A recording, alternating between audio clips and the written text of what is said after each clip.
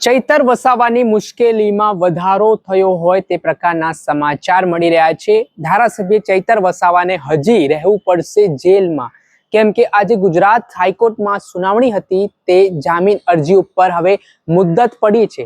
આના જ કારણે હવે અનેક પ્રકારની ચર્ચાઓ વેગવાન બની છે। આગામી 24 તારીખે ધારાસભ્ય ચૈતર વસાવાના સમર્થનમાં ડેડિયાપાડામાં એક આદિવાસી સંમેલનનું આયોજન પણ કરવામાં આવ્યું છે। ત્યારે કયા કારણોસર આ જામીન ઉપર મુદ્દત પડી છે, શું સમગ્ર મામલો છે, વિગતે વાત કરીએ।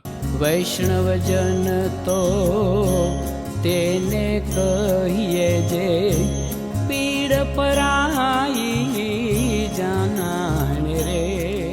નમસ્કાર દર્શક મિત્રો, નવજીવન ન્યૂઝમાં આપનું સ્વાગત છે। હું છું ફૈઝાન।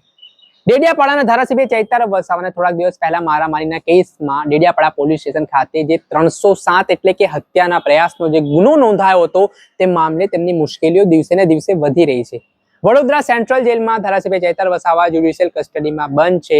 નર્મદાની જિલ્લા કોર્ટ અને ડેડિયાપાડાની ડિસ્ટ્રિક્ટ કોર્ટ દ્વારા જામીન તેમના ફગાવવામાં આવ્યા હતા ને આ ઘટના મામલે ચૈતર વસાવાના વકીલ દ્વારા ગુજરાત હાઈકોર્ટમાં ચૈતર વસાવાના જામીન માટે અરજી મૂકી હતી ને આજે ગુજરાત હાઈકોર્ટમાં 22 તારીખે જામીન ઉપર સુનાવણી કરવામાં આવે તે પહેલા જ ચૈતર વસાવાની જામીન પર મુદ્દત પડી હોવાની માહિતી સામે આવી છે। હજી ધારાસભ્ય ચૈતર વસાવાને જેલમાં રહેવું પડશે તે પ્રકારની વિગતો સામે આવી રહી છે, જેમાં સરકારી વકીલે કોર્ટ પાસે સમય માંગ્યો છે ને આ સમયના પગલે આગામી 5 ઓગસ્ટે ધારાસભ્ય ચૈતર વસાવાના જામીન ઉપર સુનાવણી થવાની છે, જેમાં બંને પક્ષોને ગુજરાત હાઈકોર્ટ દ્વારા સાંભળવામાં આવશે ને ગુજરાત હાઈકોર્ટ નક્કી કરશે કે ધારાસભ્ય ચૈતર વસાવાને જામીન આપવા છે કે નથી આપવા। પરંતુ હાલ તો ધારાસભ્ય ચૈતર વસાવા માટે એક ચિંતાજનક સમાચાર ને મુશ્કેલી વધારે તે પ્રકારના સમાચાર મળ્યા છે। 5 તારીખ સુધી તો તેમને કોઈ પણ પ્રકારની રાહત છે તે આપવામાં ના આવી હોવાની વિગતો કહેવાઈ રહી છે ને આગામી 24 તારીખે ડેડિયાપાડામાં આદિવાસી સમાજનું એક સંમેલન છે તે આમ આદમી પાર્ટી દ્વારા યોજવામાં આવ્યો છે, જેમાં દિલ્હીના પૂર્વ મુખ્યમંત્રી અરવિંદ કેજરીવાલ અને પંજાબના મુખ્યમંત્રી ભગવંત માન આ કાર્યક્રમમાં હાજરી આપવાના છે।